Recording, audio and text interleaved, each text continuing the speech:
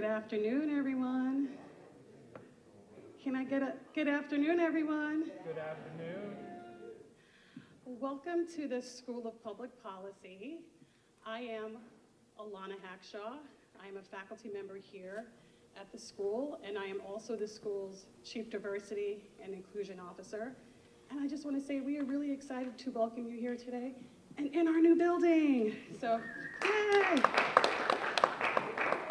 Yeah, I like that term for it, Bob. She said it looks sexy. Okay, that works.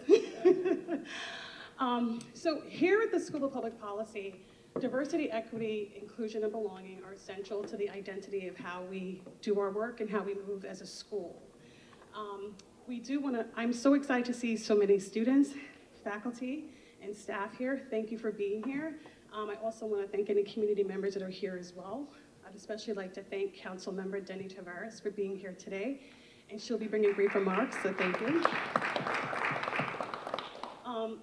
So here at the school, it is really important for us in our curriculum, in our course content, in our programming, and how we do our work, to engage conversations about the spaces where policy decisions are being made, and also to have conversations about the voices that are included in the process and the voices that are not.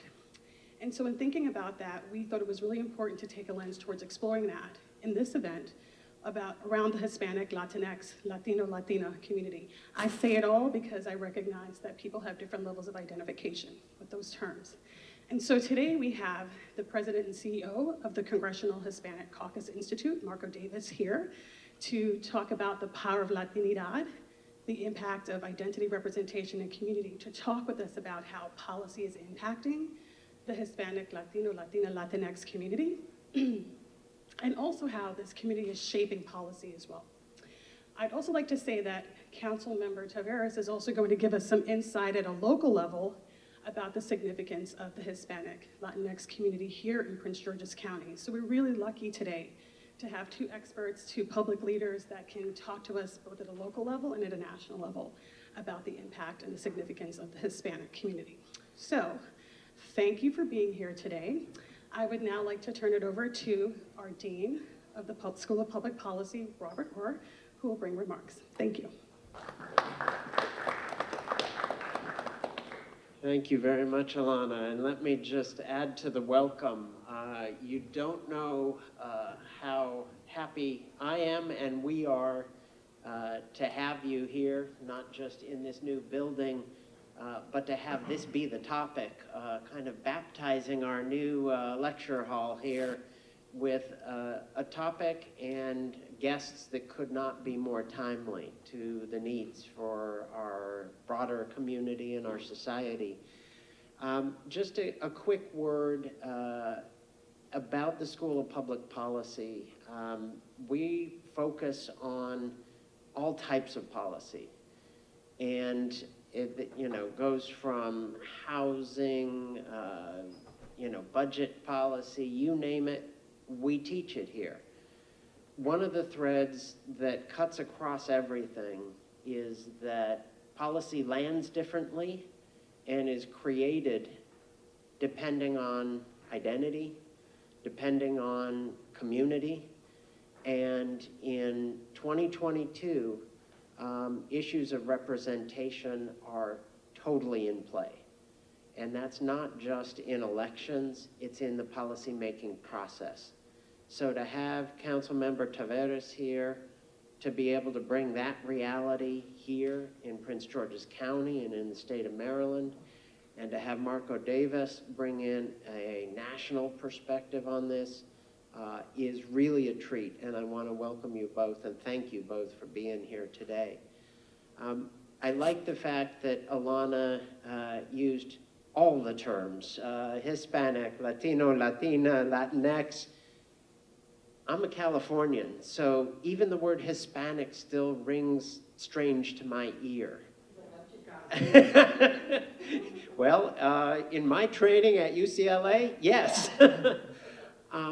And so recognizing the diversity in the Latinx community as a starting point is really important for this discussion, especially when we try to turn it into the policy space. So I really want to welcome you all here today. Thank you. Just one word of encouragement. Let's see, 2 floors up from here last night, or no, night before last, we were celebrating a lot of the student groups on campus that have provided leadership for the community over the last couple of years. And one of the groups, Aldelia Community Response, was awarded and highlighted. For those of you that don't know it, a group of students, of Latino students on campus started this organization, a community self-help organization based out of Langley Park here, right near us. And at the height of the pandemic and the lockdown, we're providing, and I have to update my numbers here because it just keeps changing so fast. We're providing 1,400 families in our neighborhood with food. And that was 3.7 million meals. This was a student-initiated response. So that wasn't enough. The needs were much broader. They broadened into a vaccination campaign in the community, dramatically raising vaccination rates in our neighborhood. This is a reality that bottom-up policy is coming from the community. And we in this school have to be attentive, and our elected leaders and our economic leaders need to be aware not only of the needs, but of the policy solutions that are coming from the community. So this just energized me 2 nights ago. I wanted to tell you about it, if you're not aware of it, that kind of leadership is coming from, I'll say it, the Hispanic community. I can do it. I promise, Marco. I can use that too. From the Hispanic community here in our neighborhood. So while we welcome our political and national leaders here today, it's happening among all of you too. So thank you for being here. Looking forward to the conversation, and welcome to our 2 distinguished guests.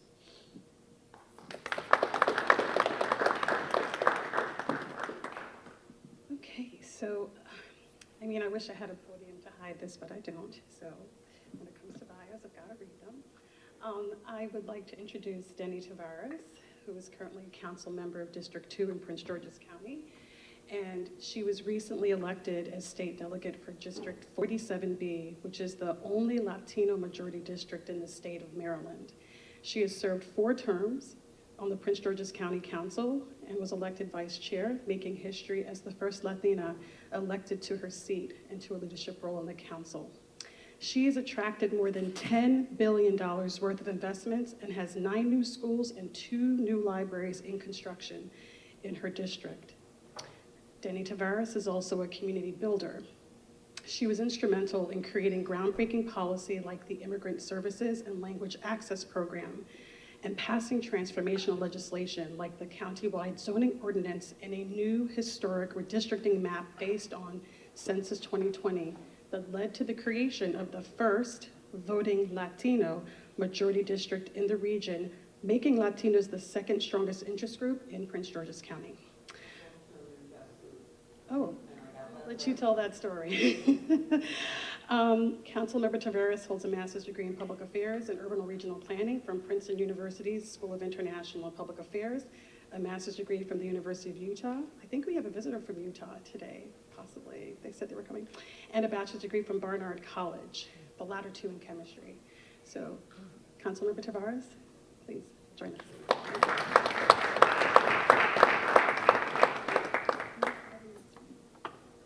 Oh, so just introducing myself and whatnot? Okay. Well, thank you so much for introducing me. I am originally from New York. We could dig a little deeper. I am from Harlem, and I was a orphan by the time I was 8. I grew up pretty much in the system. I received a lot of support, you know, from government aid programs through the time I was 18. My grandmother raised me, but then she passed away when I ended up going to college. And, oh yeah, maybe I could get in. Oh yeah, because we're on TV, we gotta get it. So maybe I'll start over, or, oh, okay. And so just,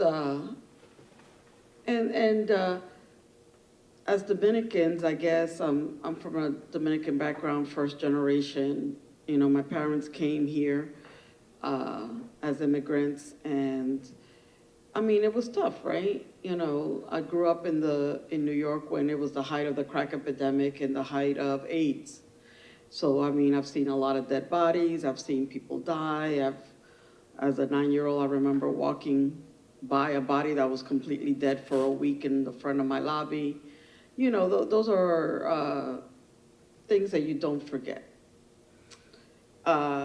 Luckily, I was able to have really instrumental teachers that impacted my life so that I was able to stay focused. And so I was able to move on. I went to Utah. It was a time for me to kind of reflect and learn, you know, what I wanted to do. So I ended up focusing a little bit on environmental issues, and that's when I went to work for the EPA.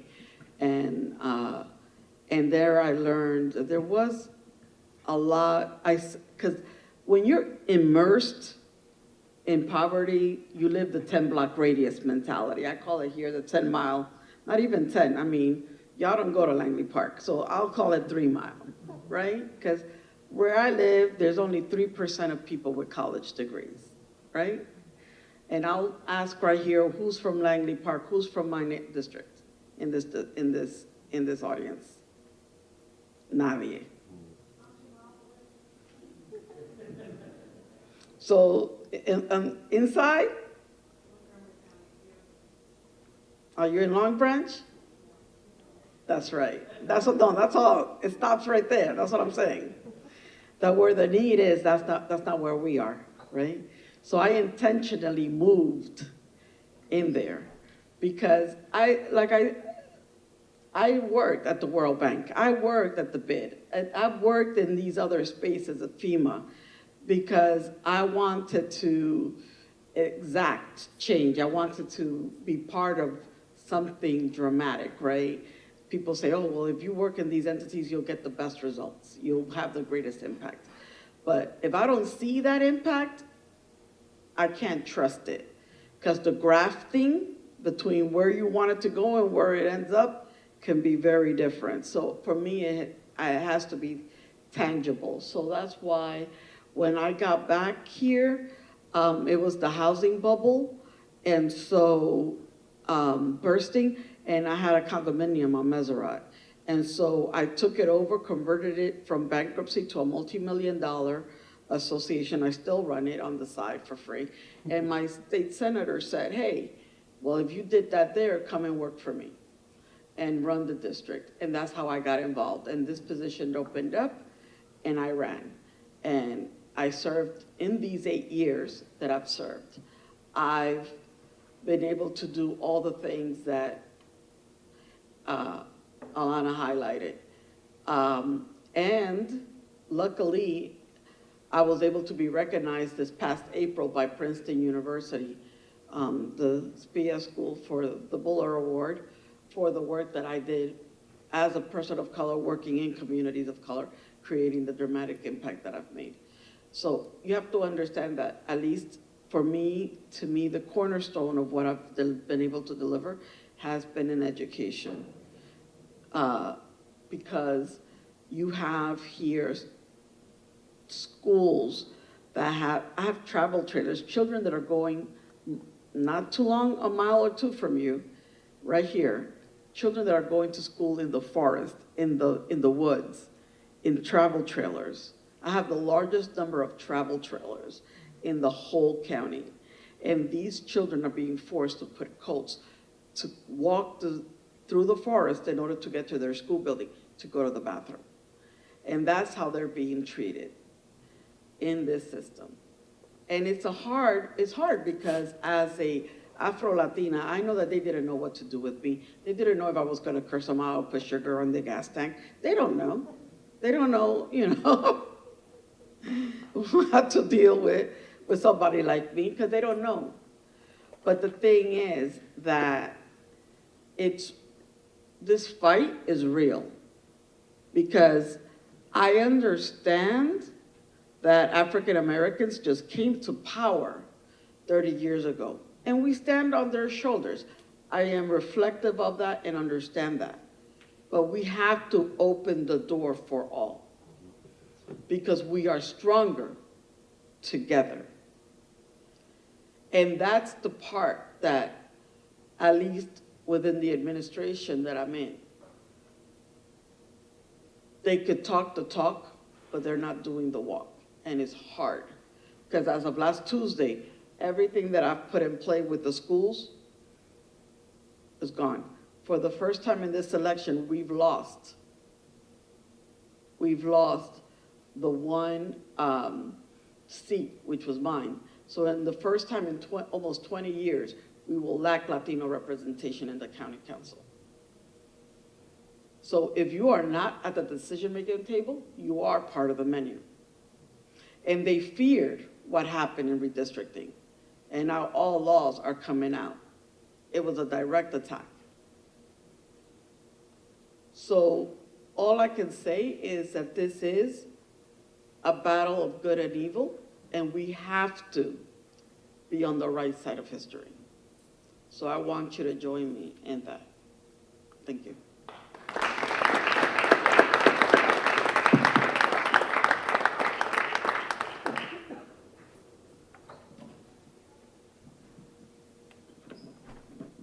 Okay, and now it is time for our keynote. Again, I wish I had a fantastic photographic memory, but that disappeared after I had my first kid. Sorry, y'all. Okay. So I would now like to introduce Marco Davis, who is the president and CEO of the Congressional Hispanic Caucus Institute. Mr. Davis is part of this national nonprofit organization, CHCI, which is dedicated to developing the next generation of Latino leaders. CHCI provides leadership, public service, and policy experiences to outstanding Latino, Latina, Latinx students and young professionals, and convenes members of Congress and other public officials, corporate executives, nonprofit advocates, and thought leaders to discuss issues facing the nation and the Hispanic community.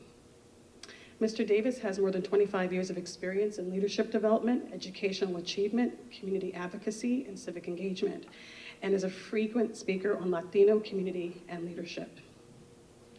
Mr. Davis is a member of Phi Alpha Fraternity Incorporated, holds a bachelor's in history and Latin American studies from Yale University, and is originally from New York. Great. New York. And lives in the District of Columbia with his wife and daughter. Please join me in welcoming Mr. Marco Davis.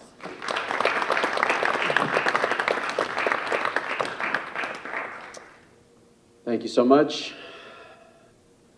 Good afternoon. I also don't have a photographic memory, but I'm going to try not to read completely from my notes. Good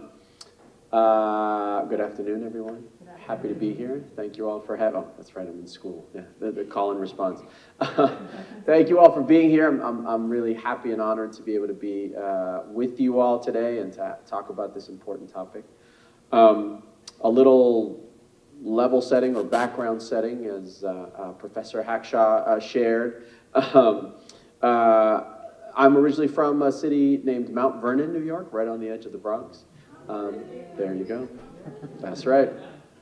Folks who know.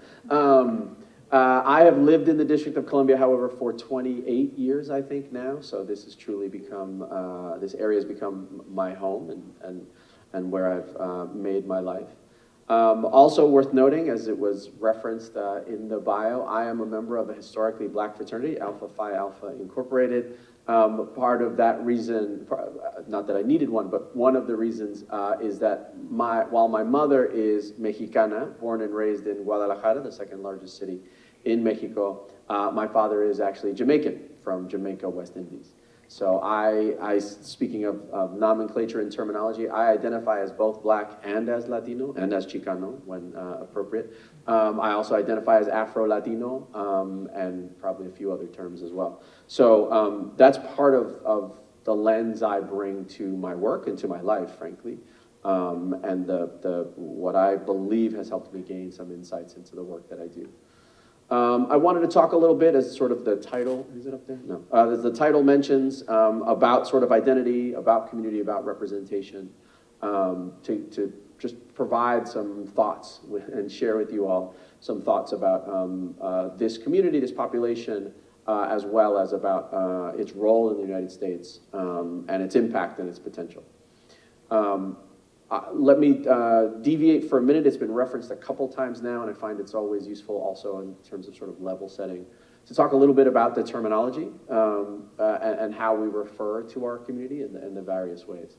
And in my mind, that actually could be an entire lecture, a good 1-2 hour discussion, going deeper into the history, and there's probably plenty of articles on it, but the short version, the short summary I'll give you that's worth noting is I have been working and living in this space for long enough to remember that for a good long while, the term Hispanic first technically emerged, was one of the first terms to reference people from different backgrounds from what is now Latin America, and I believe it was in the mid-70s or so.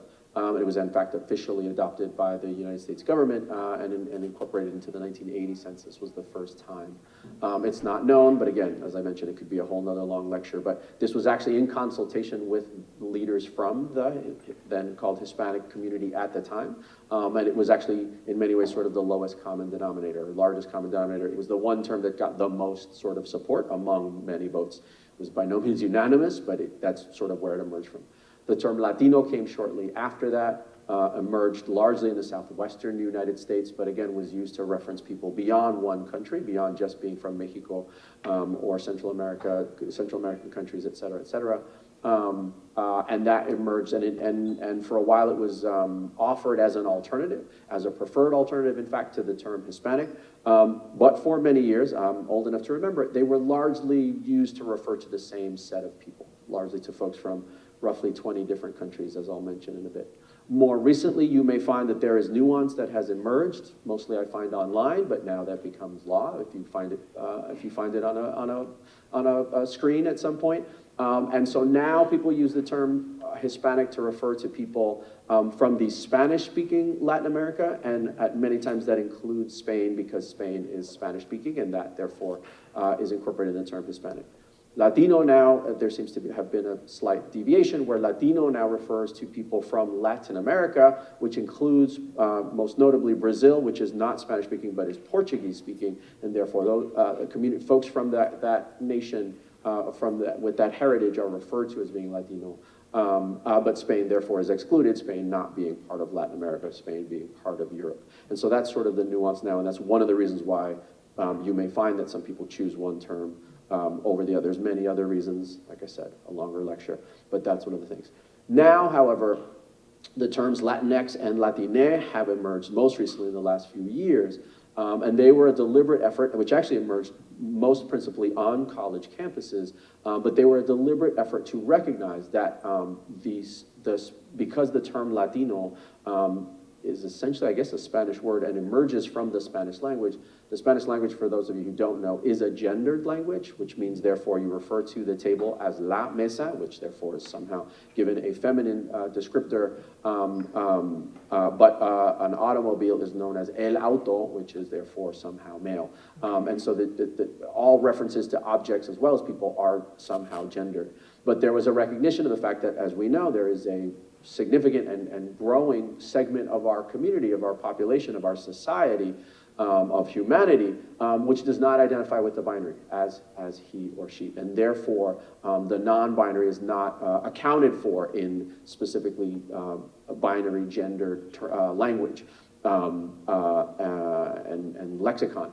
And therefore, the term Latinx emerged. There's still a lot of debate about where it first emerged and who, in fact, created it. But it emerged as the point as an alternative to not be Latino or Latina, but in fact, Latinx. In Latin America, interestingly, the term Latine, Latine, emerged also as an alternative to Latino or Latina to signify inclusion of the population that is not binary. Now, that's the technical history background of the actual applications and definitions of those terms. Then there's the larger, not larger, but the other component of this terminology, which is who uses it, who understands it, what are the implications of using it, what are the preferences, why, and how. Again, to not make this an entire lecture about terminology, what I'll simply say is that there is, some would say, a raging debate within the community about the terminology, about the use of it. Some would also say that it's not even so much as a debate, but there is actually still a lack of understanding about the terminology. And as a result, there's still a lot of confusion and just frankly, a lot of lack of knowledge about the terminology, about which term means what and why and where it came from and what it's used for. And so, as a few of the earlier speakers have mentioned, what I tend to do is to check with folks I speak with and refer to them as they choose, as they would prefer to be referred to as, whichever terminology they prefer I use for them, because again, I follow the rationale of a person should be able to have some autonomy over their own reference, right, and naming, and therefore I sort of ask people what term they prefer and what they use. And in the absence of that, for example, here, where I don't have the opportunity or the time, frankly, to poll everyone and to find out, I tend to use all of the terms interchangeably, as a few folks have as well. I tend to use all of them, to include them, to reference the fact that I'm trying to account for the fact that different folks in the community will prefer different terms. And as I point out, there's also sort of clunky logistical procedural issues, which is, as I point out for folks, quite simply, my organization, which is 44 years old, is the Congressional Hispanic Caucus Institute. Our tagline and mission is developing the next generation of Latino leaders. So even within our own existence, and for many years now, we have actually had both terms. So that is worth, I'm gonna come back to that dynamic and the implications of the fact that we as a community are still working through our self-definition. Suffice to say, we are largely referencing the same large group of people that I'll talk about in a little bit, and there is value in at least understanding that we are talking about a population, a community, that in fact I'd like to share a little bit about, that you may or may not know, but again, I find it's useful to level set. So first off, this group of people that we're talking to, that for ease, I'll often refer to as the community that I'm referencing. Our gente is another good shortcut, by the way, if you haven't. It's neither gendered, it is in Spanish, and it doesn't actually delve into all of those things. It's a population that is large and is growing. If you all were not aware, according to the most recent census estimate, Latinos, Hispanics, constitute more than 62 million people in the United States.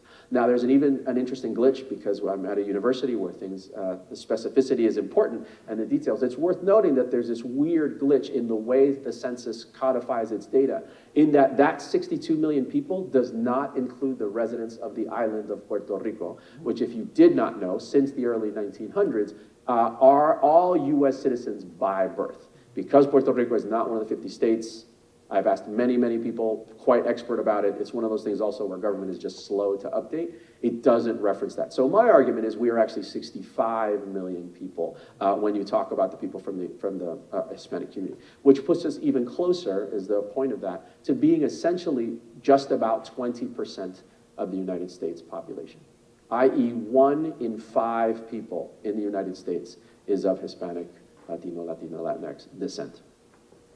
That's a significant number when you think about it. That is not a niche group. That is not a small sliver of the population. That's 1 in 5 people in the United States.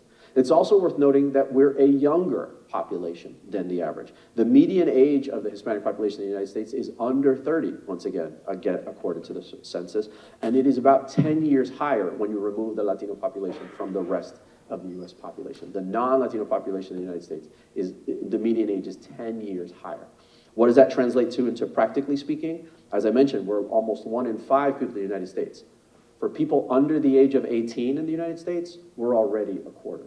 Already 1 out of 4 people under the age of 18. And there are projections that have just been modeled that say that within a decade, so by the early 2030s, school-age children in the United States will be almost a third Hispanic, right? So it's a very young population, which portends a lot for the future of the United States, frankly. We're projected to be a third of the labor force within 20 years as a result of the growth of that population.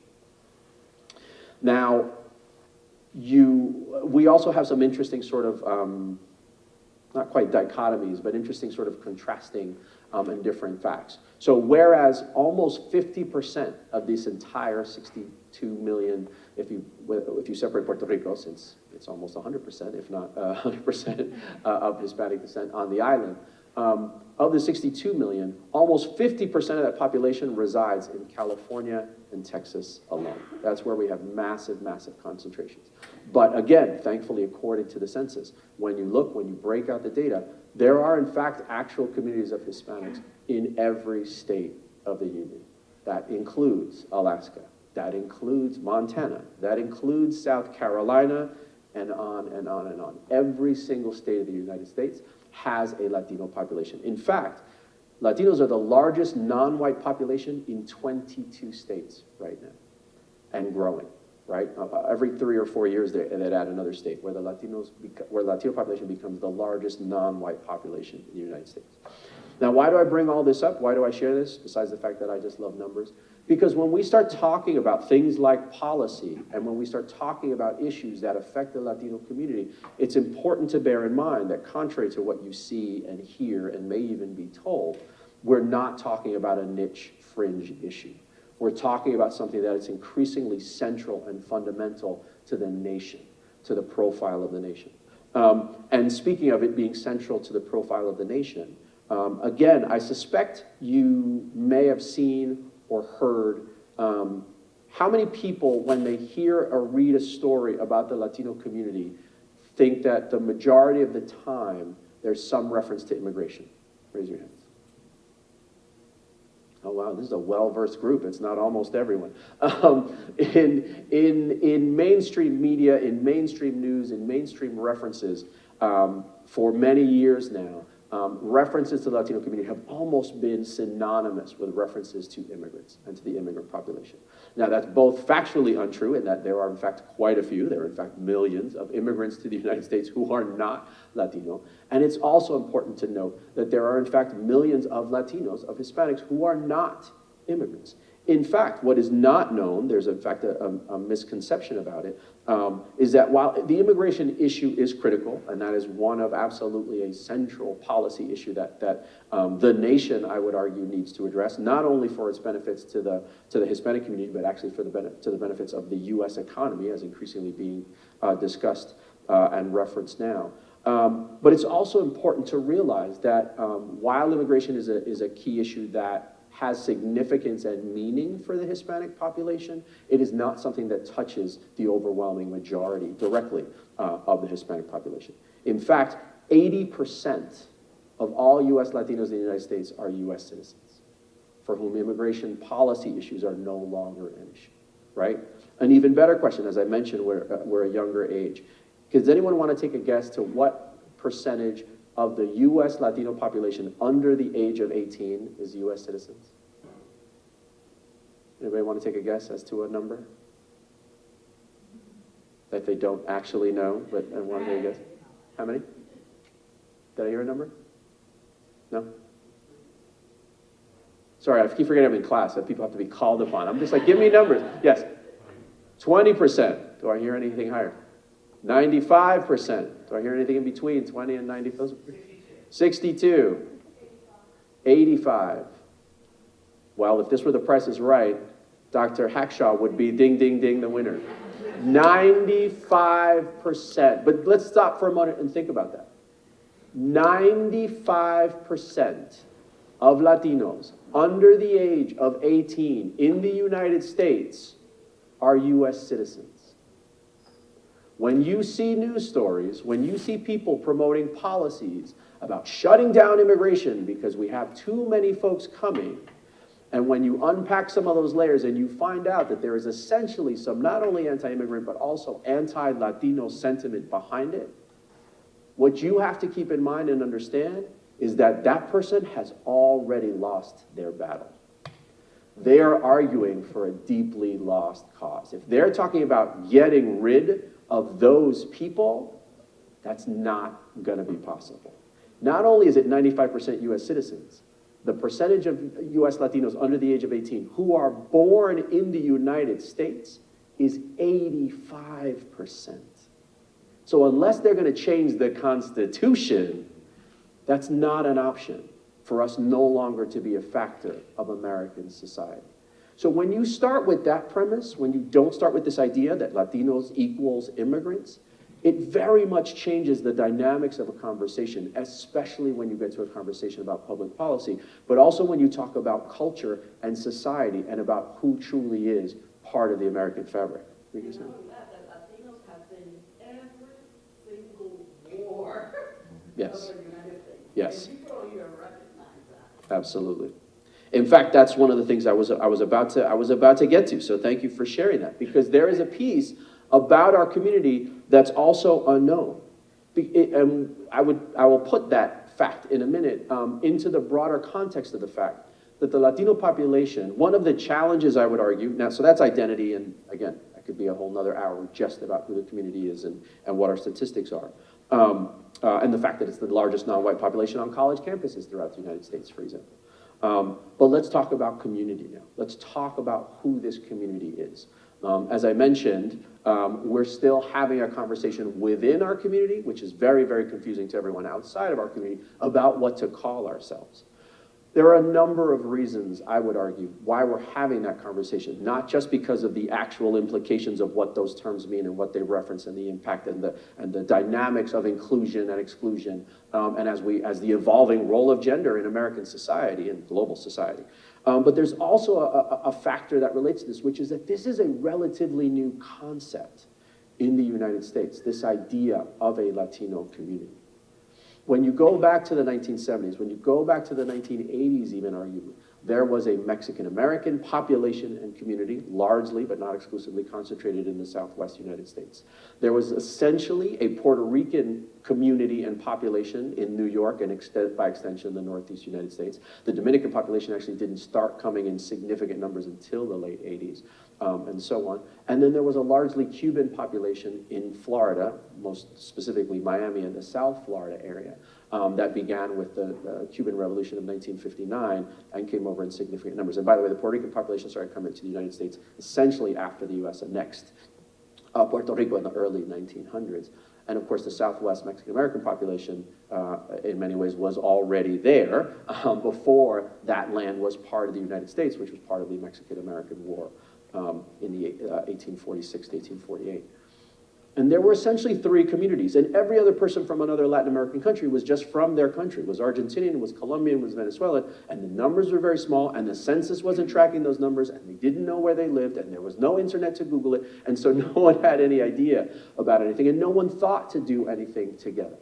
And it was really in the 1970s, in some ways, I would argue, as an outgrowth of the civil rights era, when the African-American community began to coalesce across regions, right? If you study your civil rights era, you also discover that the black population in the southeastern United States and started to really get a deeper understanding of the impacts and the dynamics and the results of the Great Migration and how there were then significant black populations in the West Coast and in the Midwest and in the Northeast. And that's when work began to happen in terms of a national movement that essentially at the beginnings of a national Latino movement came together. And that was the very beginning. But even then there was a lot of resistance because it wasn't built on, for example, a legacy of slavery. It wasn't built, for example, on the legacy nationwide of de facto Jim Crow segregation. Again, that's a whole nother lecture as well about the impacts of segregation on the Latino community. But again, it was very much more site-specific. Mexican Americans in the Southwest, et cetera, et cetera. So the Latino community, the concept of a Latino community, is something that's relatively new. And it's still something difficult for us to get our heads around because, as I mentioned earlier, the folks that make up these 62 million people roughly proceed from 20 different countries.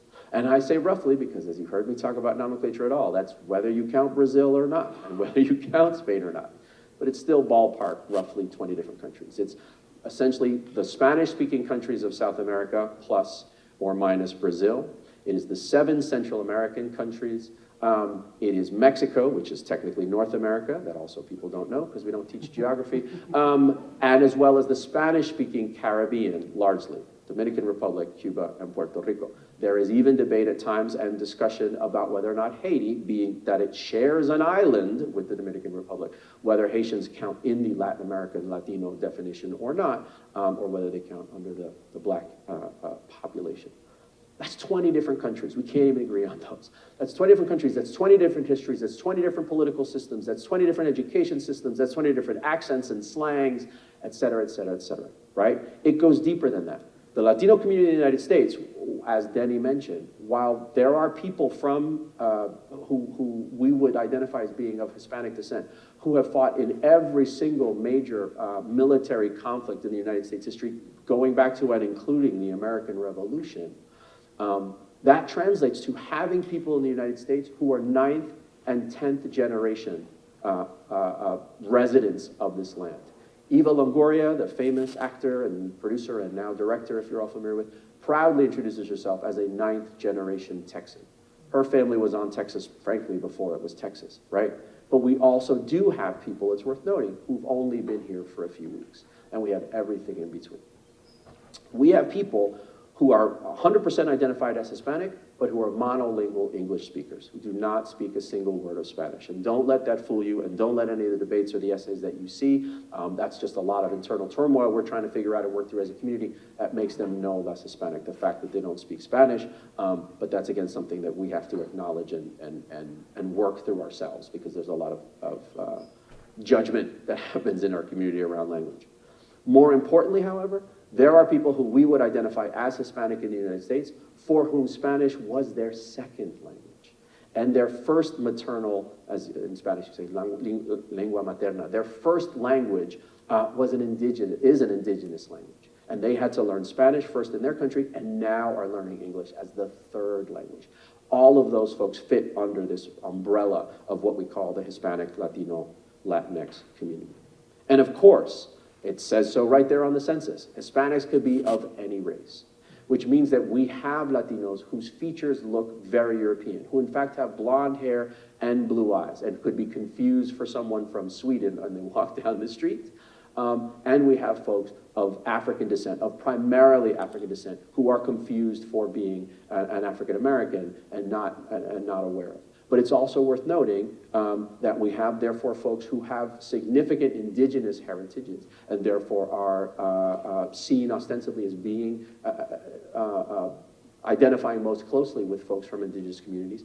And we have folks of Asian descent, and not just folks recent arrivals, but now several generations of Asian migration to Latin America, where there are now entire populations whose heritages and whose DNA, and if they take 23andMe, show significant percentages of Asian background. All of that fits together.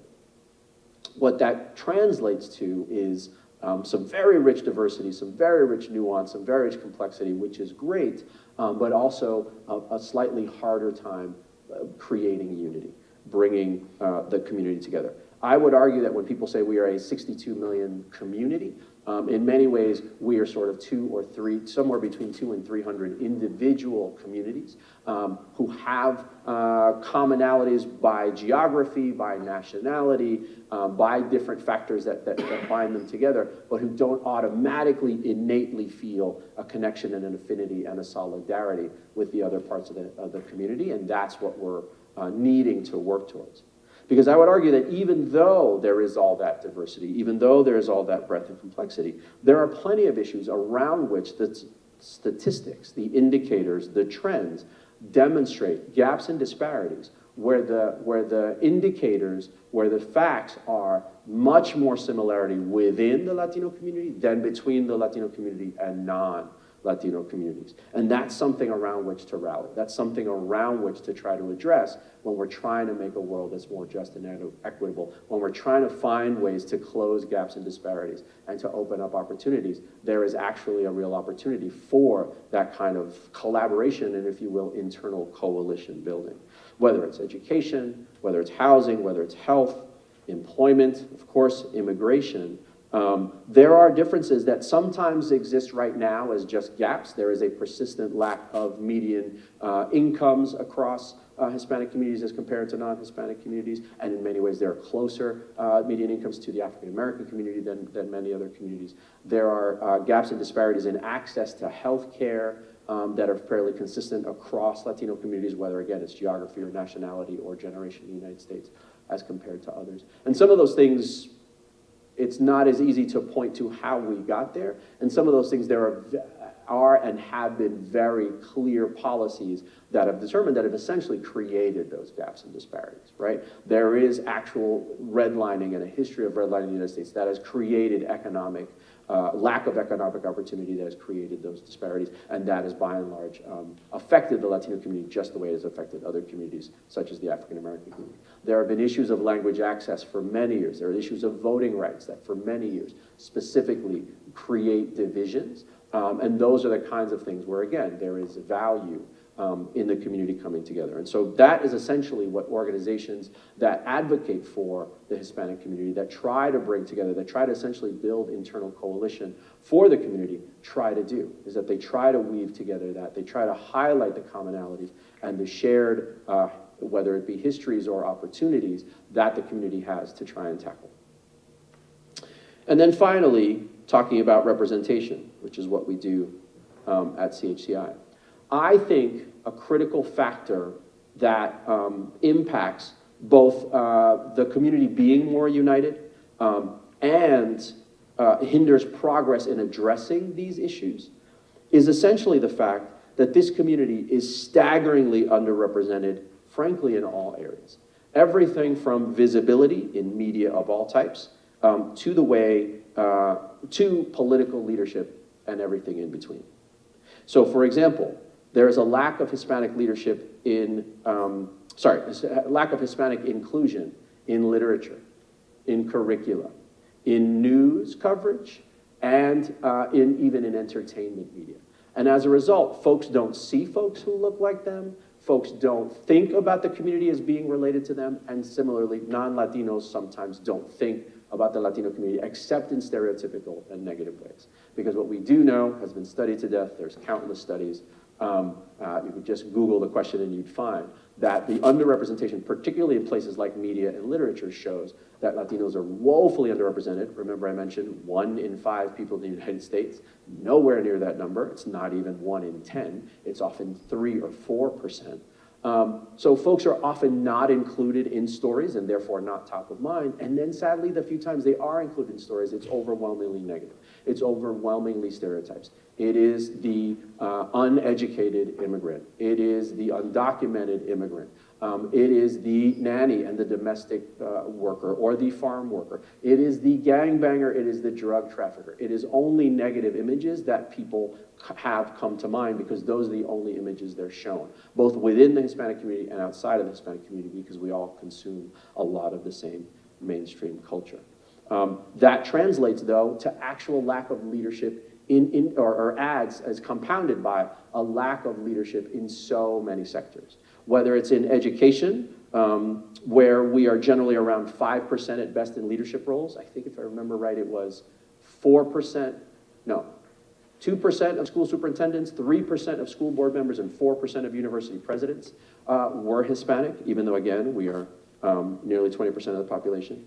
Or law, or philanthropy, where it's around 4%, or technology leadership, where the numbers are even worse. Again, we don't have folks in decision-making positions. And you take that then to the public policy arena, to political leadership, and it's one of the most egregious. The National Association of Latino Elected and Appointed Officials did a research study in 2018 and added up all of the elected official roles in the United States, federal, state, and local, and looked at what percentage of them were of Hispanic descent. As I mentioned, 1 out of 5 people in the United States is of Hispanic descent.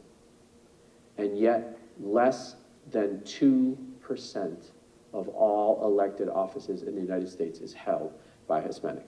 That's everything from federal and Congress and the Senate to city council and school board, of all roles. So when you think about people making decisions about public policy, we're not there. Hispanics are not part of the conversation overwhelmingly.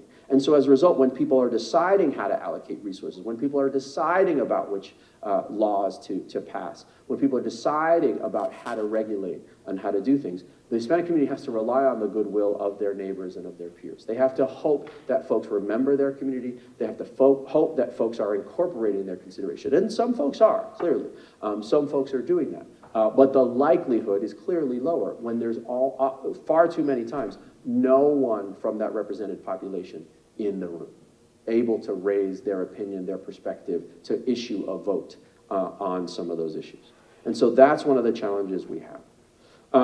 Now, interestingly, when people talk about political dynamics in the United States, there's a lot of media coverage right now about the Latino community, certainly about the midterm elections, right? And people are thinking about sort of how it's going to play out, and there's a narrative that's trending about the representation of the Hispanic community trending more conservative based on recent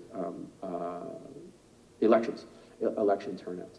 The reality has been that it's varied somewhat, but largely the Hispanic population has been pretty steady for several decades now of being, roughly speaking, 2/3 progressive, or shall I say Democrat leaning, and roughly 1/3 conservative or Republican leaning.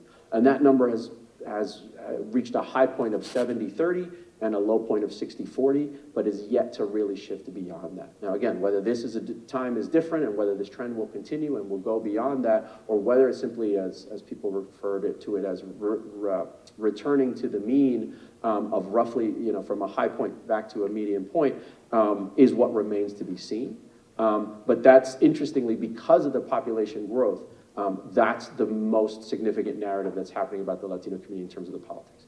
The interesting thing I would challenge you all to consider as you read these articles, as you see these stories, back to my point about representation, especially if you see people talking about it, but even when you read about people writing about it, take a look at who's actually doing the talking and the writing. Because still, back to my point about representation, the conversation about where is the Latino vote and how is it trending is still being had by people who aren't Latino. It's people who are political experts and political analysts and pundits and commentators and so on. And you have panels on CNN and MSNBC and Fox News and everything in between. And they have folks talking about the Latino vote, and no one on the panel is Latino, right? And we don't think of that. We don't automatically, because we just watch what we're listening to. But think about what signal that sends subconsciously to folks about the fact that, and again, if it happens once, it doesn't have to be every single time, but if it happens over and over and over again, you start to wonder if, in fact, there's any agency within the community. And so leadership is a critical thing. So what CHCI does is to try to address this. I would argue what schools like this School of Public Policy at the University of Maryland do is try to address this by giving people the information, the resources, the tools to fully understand not just the public policy process, but the broader dynamics at play.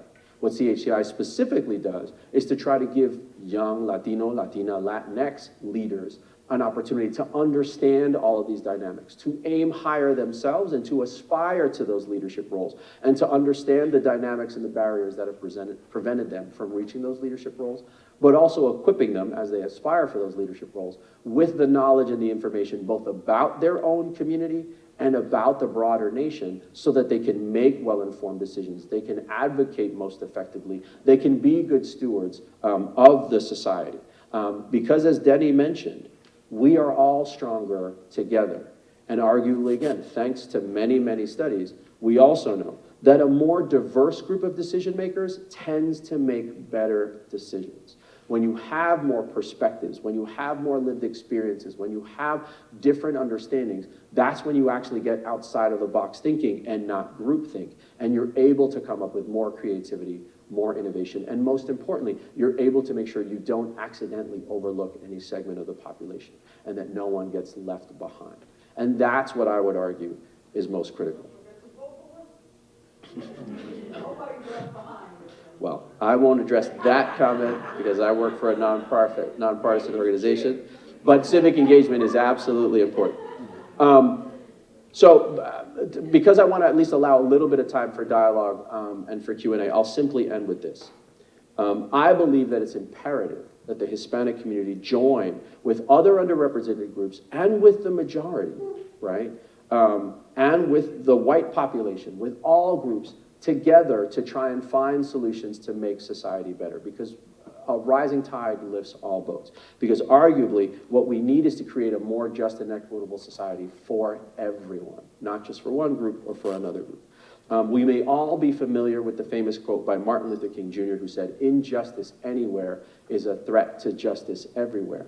But I'm actually more a fan of someone who said, I think, in a very similar way, kind of the same thing, but made it much more plain. And that is none other than civil rights leader Fannie Lou Hamer, who simply said, "Nobody's free until everybody's free." So with that, let me open the floor for any questions that you have.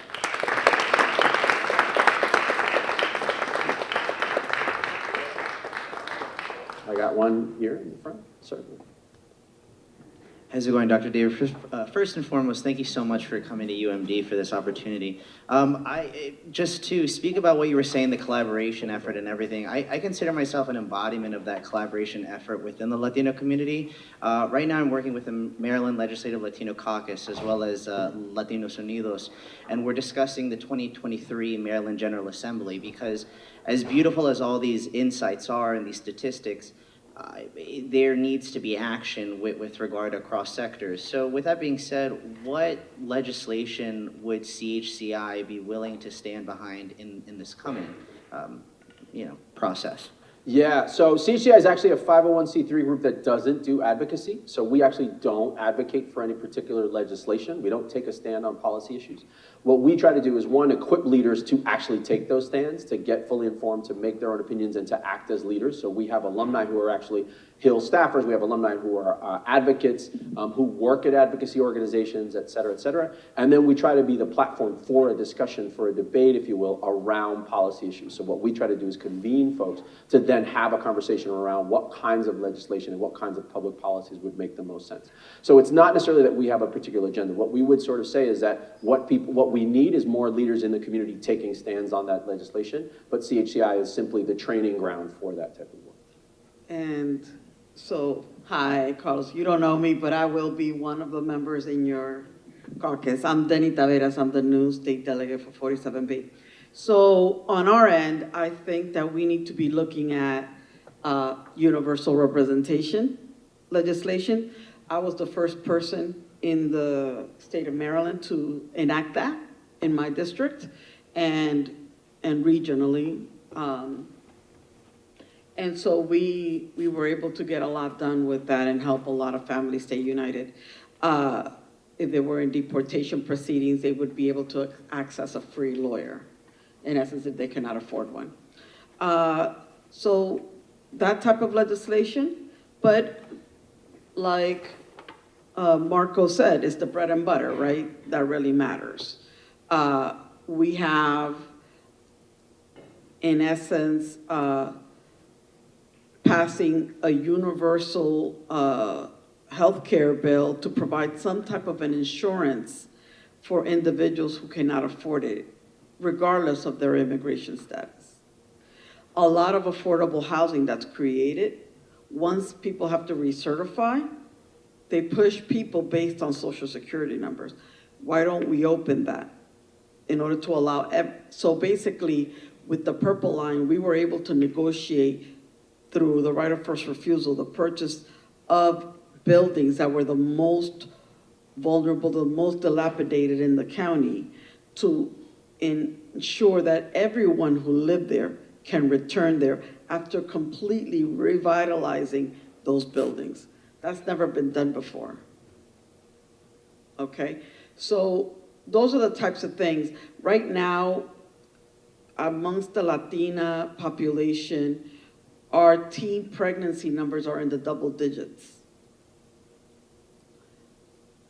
This might be a little controversial. I don't know if you might have to shut off the camera, but why are we not talking mandatory vasectomies for a particular age group? That solves a lot of problems and that saves a lot of money on both ends. Our women's bodies have been controlled for hundreds of years, yet no onus has been put on the other side. So there's a lot of legislations that we can look at.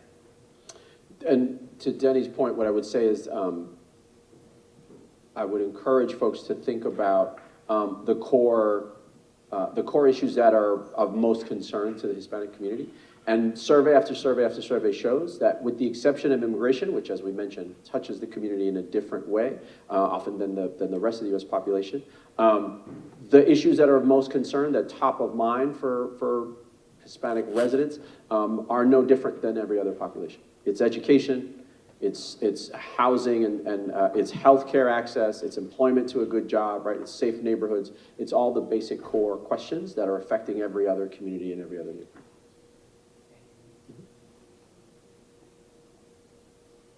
And while she gets there, I just want to say that we've been able to triple, because we were able to work together, we tripled the amount of money coming into Prince George's. The stuff that we got done was historic, because we were able to work together. That's great. Hi, thanks for being here. My name is Meredith. I'm a second-year graduate student in the School of Public Policy. I'm really curious, I also feel like it's very loud. I'm very curious about, so you spoke a lot about the diversity that exists within like Latinidad and all of the things, talking about all the many countries and people's experience, whether it's immigration, do they speak Spanish, where they live in the US and what those communities look like and the backgrounds of the countries that they come from. And we know that countries within Latin America are very diverse in terms of like their political makeup and conflicts as they've experienced, all these things. And so I guess I'm really curious, working for an institution that is operating at a national level, how are you able to mobilize and organize folks coming from all these different experiences who are in different communities? What does that look like within the institution and the work that you do, trying to empower leaders who have all of these different experiences and frankly may have different political perspectives as well, given all of those? Like what types of things does the institution do to address all of that and be successful?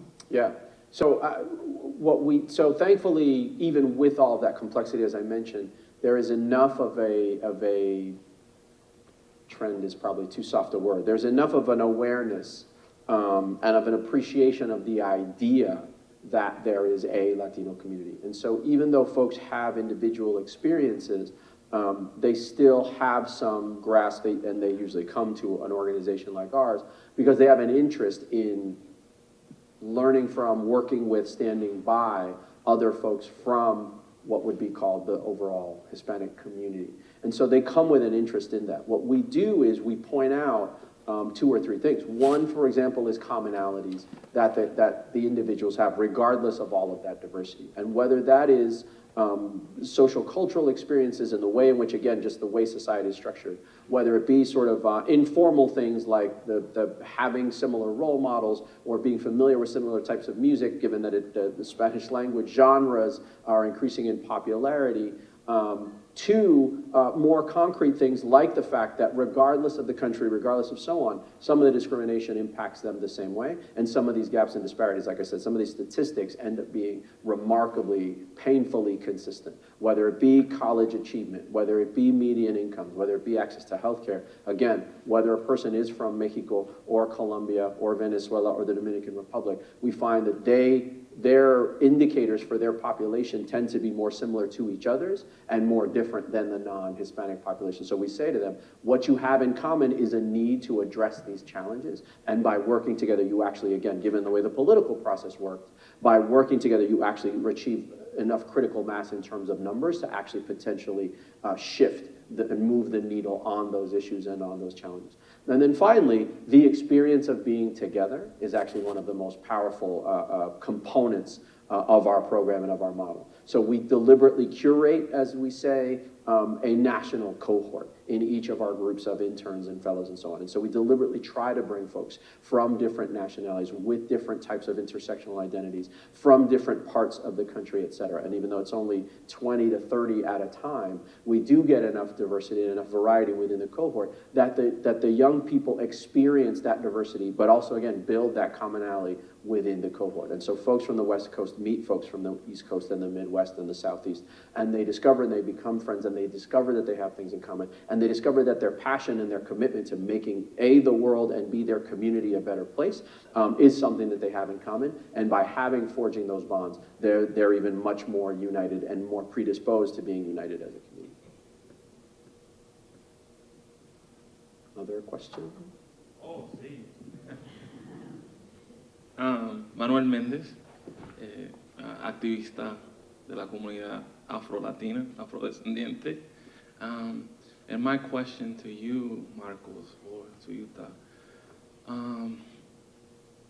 is a question of anti-blackness, right? Tú sabías que iba a llegar ya ahí. I'm glad you did.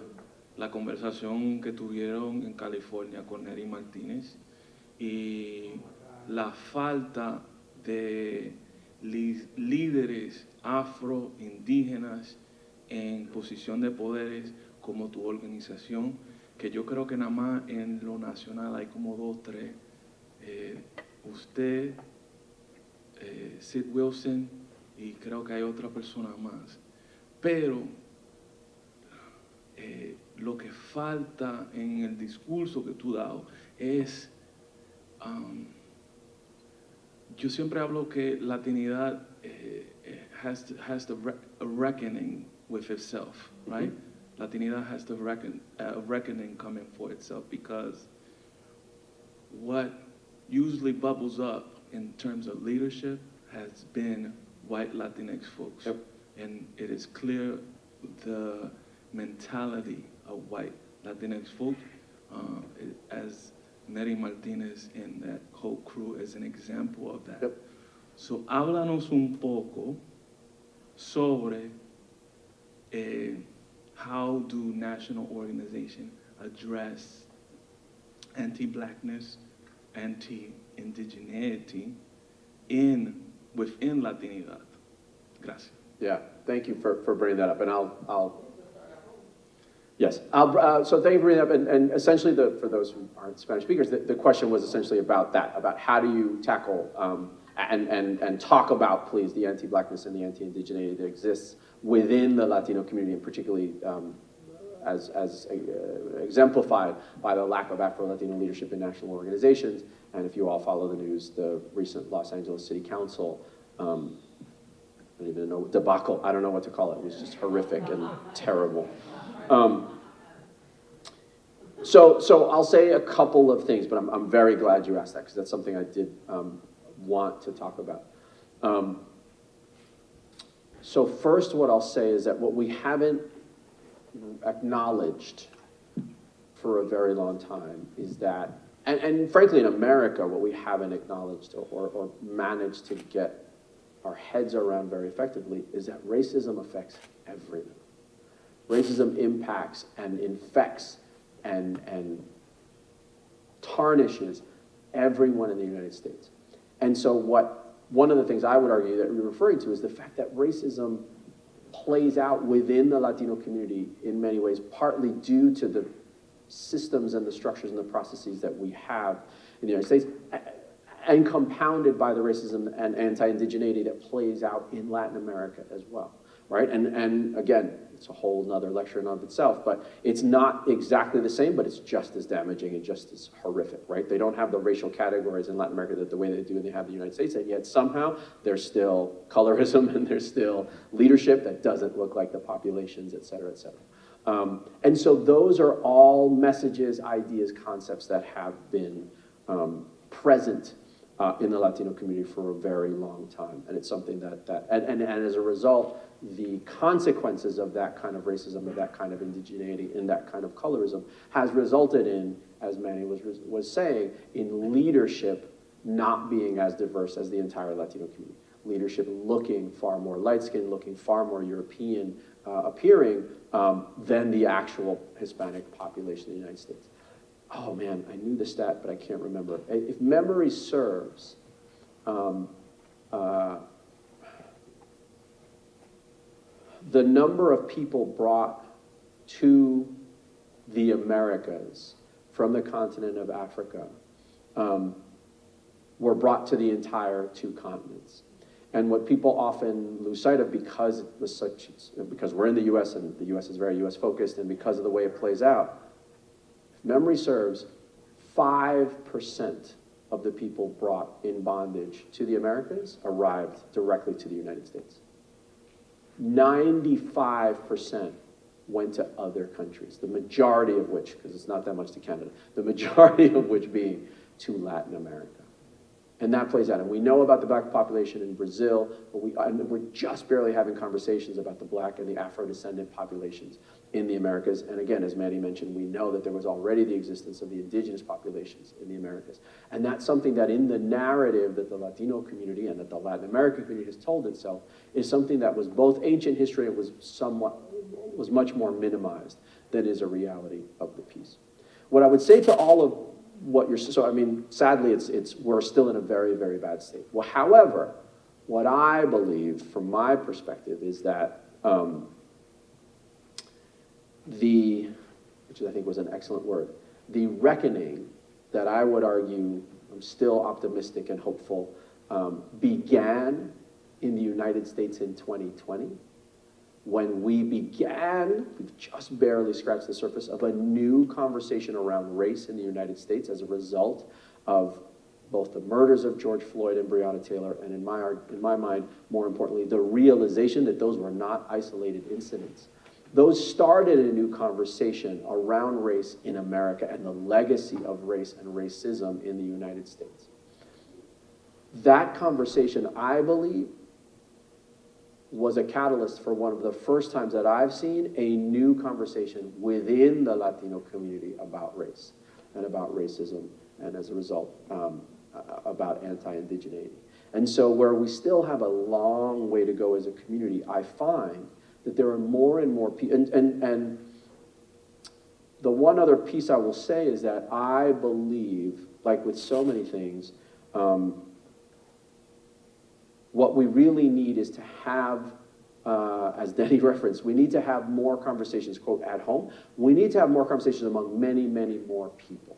It's not something that can be solved or can be addressed solely by our so-called leaders and people in position of authority and influence, because the conversations have been universal throughout our families, right? Throughout our communities, from all types of perspectives in all types of generations. And so what we need is to start confronting that more. And I believe that 2020 was the first time I heard a conversation, a new type of conversation, where, for example, prior to 2020, I believe the only folks who ever referenced Afro-Latinos were Afro-Latinos ourselves. I feel like people who weren't Afro-Latino never brought the subject up, never remembered to mention it, never thought about leadership or panels or speakers or anything. And for the first time since 2020, I've found that there are people who are not Afro-Latino themselves who are actually mentioning the existence of the Afro-Latino population, not to mention the work that we need to do.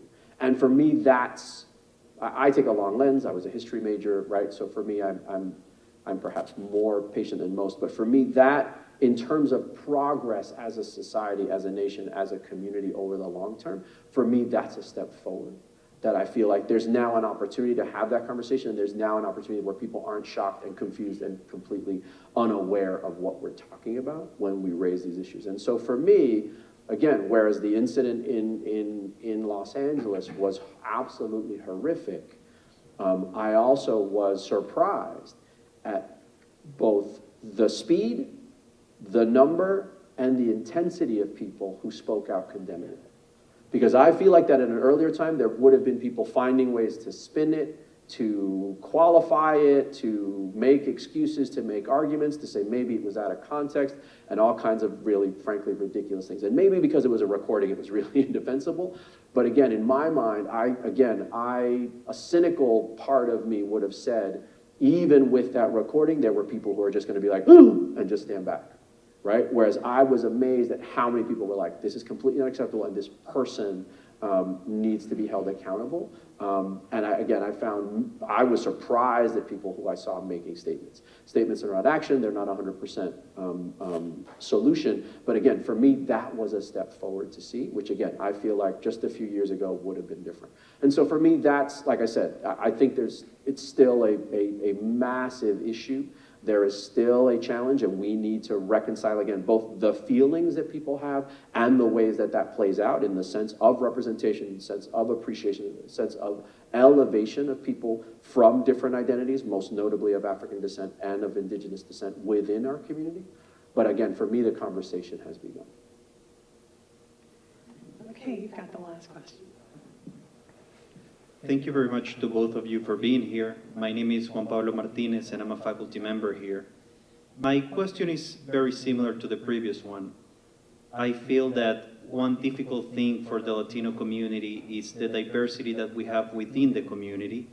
Though all of the different backgrounds, we like different food, we like different cultures, we like a lot of different stuff. And I think that the part of anti-Blackness should come with a reckoning even from before. The killer of Trayvon Martin was Hispanic. And we have many situations like that we have just put under the rug. The group that I wanted to bring special attention to is the group that gets excluded when we talk about how many Latinos were born in the US. It's the group that gets excluded when we talk about how much of the US population is Latino. And those are not US citizens, particularly undocumented immigrants. Undocumented immigrants do not often have the compassion of Latinos. In many cases, Latinos who have been here for generations or who came here legally, and they do not necessarily have the same level of empathy for people with such a different trajectory. And I want to point out that I think that the life stories of undocumented immigrants are probably the most impressive human stories that might exist, and the adversities that they have come through, starting with the adversities that in many cases they had in their countries, and in some cases for US policy interventions in their home countries that cost them. So I guess that my comment or question is, what about the undocumented community, and how do we not treat them as lesser because they don't have a US citizen or a social security number? You need the mic though, because it's live stream. We can, Danny wanted to make a comment. I just want to... But wait, otherwise it won't pick up. I'll say what you...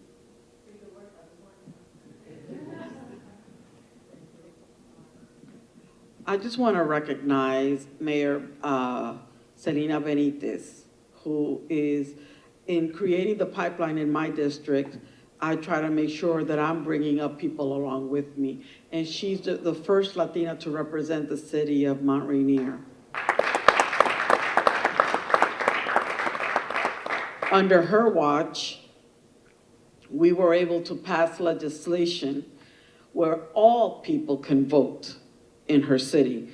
We've been able to do that in 3 out of my 4 municipalities and expand that throughout the county. I don't know how many municipalities now are adult where we're open now for people without documents to be able to vote now. 7 or 8 out of 27, and we're expanding in addition to what's available in Montgomery. So the idea is now we're talking to people in New York. Well, because of the legislation we passed, Dominicans are very organized. We're everywhere. We're like cockroaches in terms of politics. So I'm a comedian. If you want to hear me, I'm on Thursdays. But the thing is that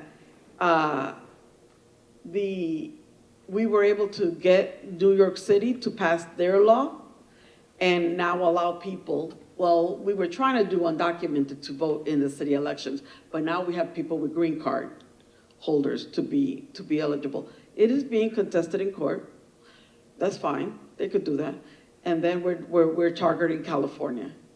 So we're already talking to people in California to be able to do that in different areas there as well.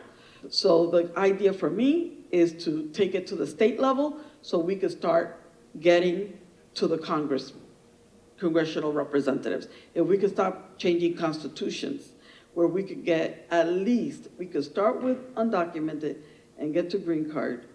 That's the idea. Then people could start changing and we could get an immigration, comprehensive reform, immigration reform done. But that's the idea. The idea is to start involving them. Right now, they're not voting. Latinos are not voting, and that's the major problem. Right. So, yeah, so thank you, Denny. So there's so obviously those are some concrete actions and that's making sort of specific, concrete change, tangible change. I think there's also a larger part to your question, I think, that I heard, which is specifically about within our community, the lack, like you said, of empathy and the lack of understanding for our community. I would argue that that is a function of the dehumanization of the undocumented population in the way they are portrayed in society. And as a result, even folks from our own community who consume those messages are persuaded to not think of that segment of our community as being a whole part of our community, and not as being whole people, but being reduced to statistics and stereotypes and caricatures and so on. I think you're absolutely right in that when you spend any real time learning about the undocumented population, when you learn about the decisions they've had to make, when you learn about the challenges and the difficulties they've had to overcome just to even attempt to get to the United States, it's hard to minimize and diminish just how seriously they took that decision and or how serious this situation was in order to decide to do that. It's not something that overwhelmingly folks take lightly, but that's not the story that's told, right? And I find that the story is often simplified and the story is only told about the inconvenience it provides for folks here. Like I said, folks are caricatured as just being, quote, takers, et cetera, et cetera, et cetera. And so again, I think the folks in our community, I find, who are least sympathetic are the folks who have the least interaction with immigrants in general and undocumented immigrants in particular. And so in that way, sadly, in that specific experience, they're not that different from many other parts of the United States who don't have any firsthand knowledge of the undocumented population. In my mind, one of the ways we fix that is, again, by working more together as a community, becoming more organized, united, collaborative, so that there is more understanding, and sharing our story and learning about our own histories and our own stories and about different segments of our community, whether it be the Black or the Indigenous or the undocumented segment of our population, and not to mention the non-binary and the LGBTQ community and the disabled community, et cetera, right? Because that's a piece also that we're struggling with as humanity to try and come to terms with, and many communities often marginalize segments of their own community based on different parts of the aspects. And I would argue in many ways being undocumented has become in the United States a type of identity in addition to, and sometimes apart from being a part, right? Because we also know there are undocumented immigrants who are not Latino. But the other piece is leadership. The other piece, it's easy for me to say, but I sincerely believe that having people in leadership roles who have more exposure, who have more understanding, are at a minimum going to be able to counter that message with another message, or at a minimum going to be able to provide another voice and perspective, because on the one hand, there's the damage that's done from that lack of empathy, and on the other hand, there's the damage that's done from the laws and the processes we have as a result of that lack of empathy, right?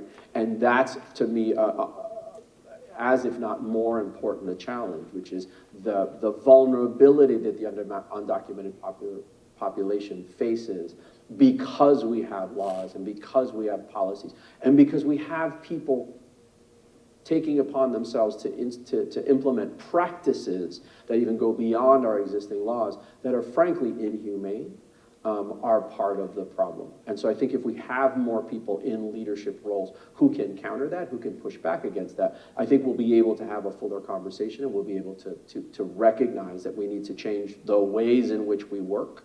A nation that for most of its history has been far more welcoming to immigrants than it has been in recent years, but also help us understand, again, who in fact is part of our community and how they deserve every right to be a part of our community and to be equally supported and appreciated and cherished as any other part of our community, regardless of the particular status or the way in which they got it.